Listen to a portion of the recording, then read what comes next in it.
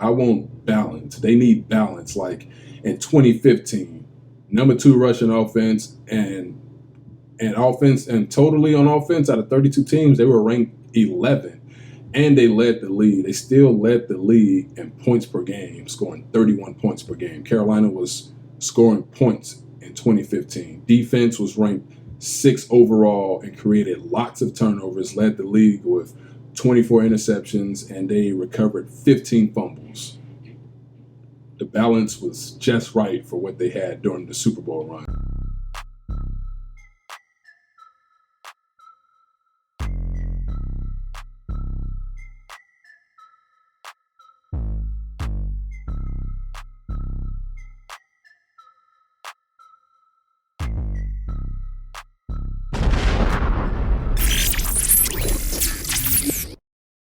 Welcome to the Reed Report, another update for the Carolina Panthers today.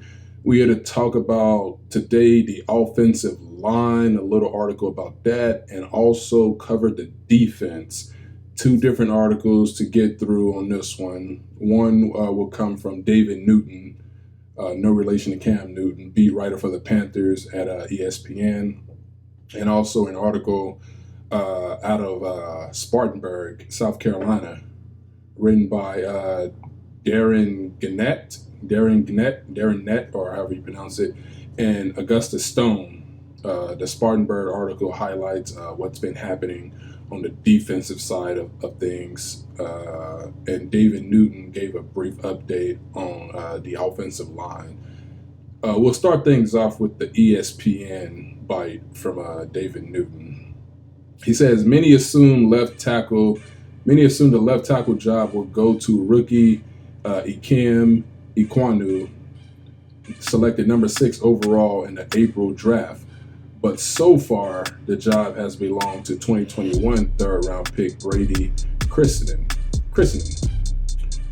who gained the staff's confidence last season because of the way he played in the final couple of games. That's true because I automatically assumed that as well. The Panthers offense was so horrendous last season. Nothing positive that was done on that line stood out to me.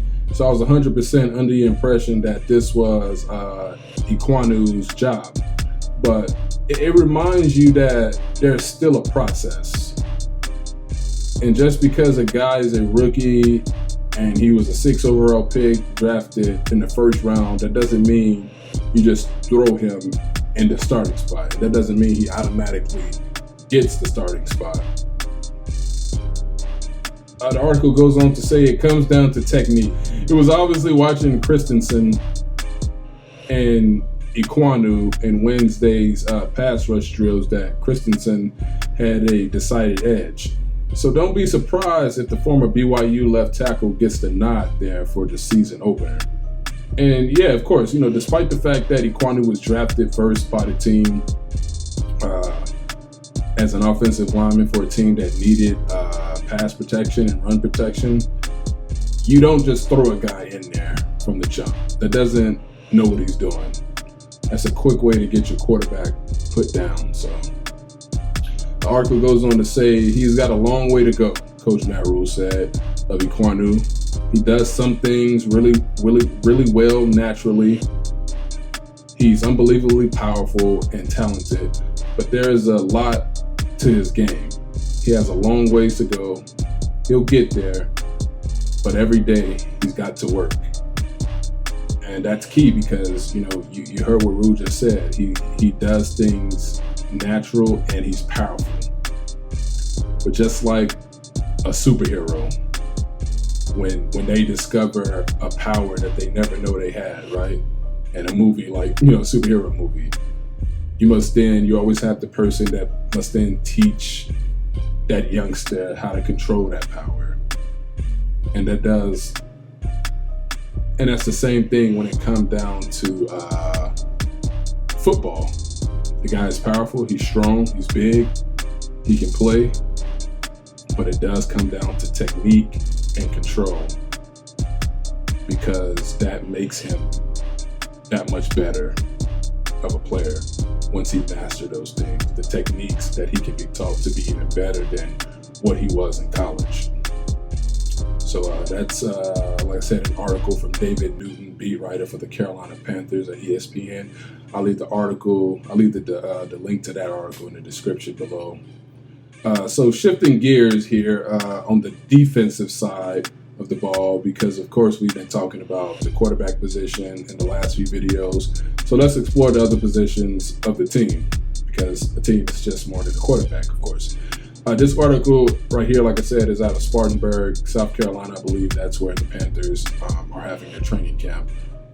Excuse me. Article written by Darren Gannett and Augusta Stone, both writers for the NFL and the Carolina Panthers. Article reads, Wednesday marked the hottest practice of camp so far, and the tempers flared, as you might expect, of course. But if anything was clear after the third straight day of practice and pads, it's that the Panthers' defense appears to be ahead of their offense counterparts. Wednesday practice saw a number of turnovers, lots of balls on the ground, from Frankie Love punching one out to Chris Westry, scooping up a fumble and taking it to the end zone. That's a good thing / bad thing to hear. You want a great defense, but you never want to hear how the offense is losing the ball and failing to secure the ball, and the ball's being ran into the end zone for scores on the defensive side of the ball. But this is a good thing because it shows that defense, they're still going to be amongst the elite. The Carolina Panthers still going to be amongst the elite in that category. Of course, last year, the number 2 overall defense, despite the fact that they won just 5 games. Panthers head coach Matt Rule has emphasized creating turnovers all camp, and they've been recording them in the team meeting room so everyone can see it. Taking a page from former General Electric CEO Jack Welch, it says, and I quote, "Yeah, I think they want to get the board," Rule said. Jack Welch said, "What gets measured and rewarded," I gotta make this thing bigger so I can see it better from this distance. "What gets measured and rewarded gets done. So we try to measure it.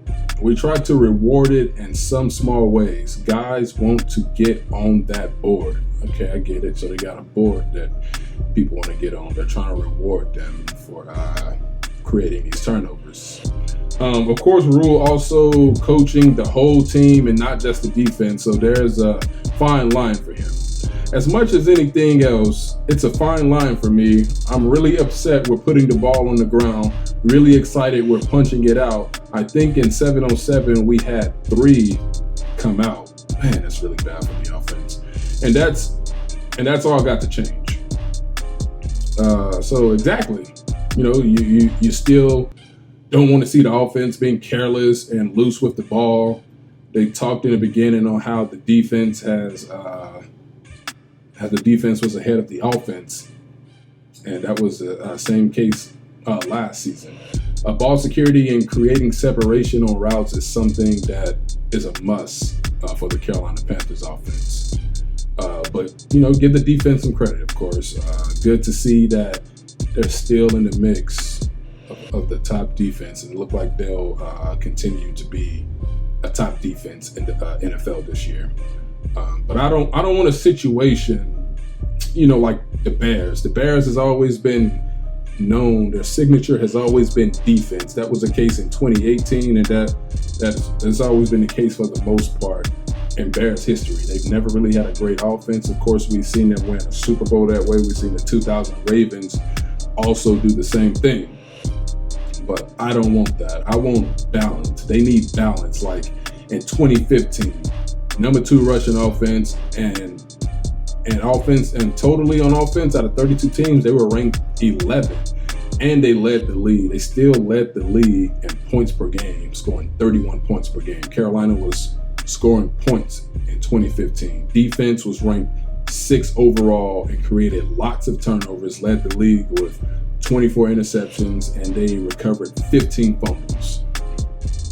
the balance was just right for what they had during the Super Bowl run. They just needed to win the Super Bowl. But of course, we know that's all in the past, even though I'll never forget. So I guess it's not really in the past. The article goes on to talk about Terrence Marshall Jr. continued to build upon a consistent and productive camp Wednesday, snatching another nice touchdown on a fade route from Baker Mayfield during a 7-on-7 period. Marshall is a big guy, 6'2", 200 pounds. Could have a breakout year with Baker. Could be one of Baker's favorite targets, somebody who Baker is probably looking at in practice, saying that this right here could be his secret weapon. So I'd love to know more about their chemistry as we go throughout camp and preseason. Marshall, the Panthers' second-round pick in 2021 in the 2021 draft, has been a flashy receiver throughout the offseason, but has pieced together good days and good plays more consistently since arriving at Wofford. I think that's the college out there in South Carolina. The article goes on to say, in Wednesday's quarterback contest, Mayfield and Sam Darnold both took reps with the first team offense Wednesday. After Darnold ran the first group Monday and Mayfield on Tuesday, Rule said there would be more of a mix for the seventh day of camp. Running back Christian McCaffrey and defensive lineman Matt. Why do they have these names that I just can't pronounce? I'm not going to even pretend like I can't pronounce them. Matt, whatever, took rest days for the hottest days of camp. So it was really hot out there in Spartanburg. Rue said McCaffrey likely wouldn't go 3 days in a row padded practices. And the Panthers star running back had a solid day Tuesday. Important to give that guy rest, as we all know.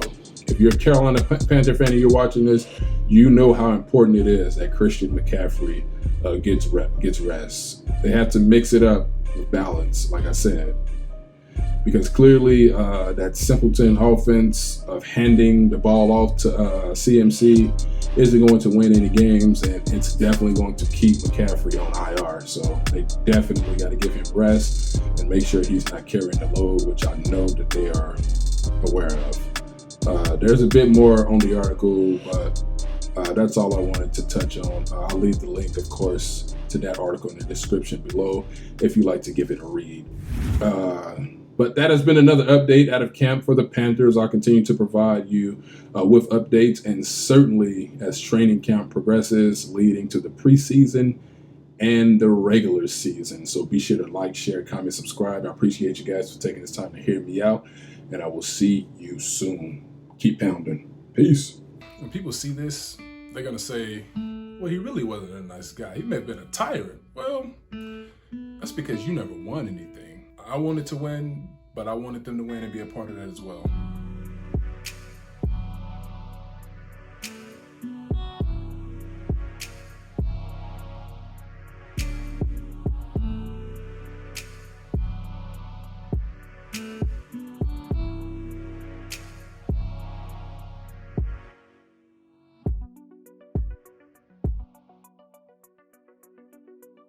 Look, I'm only doing this because it is who I am.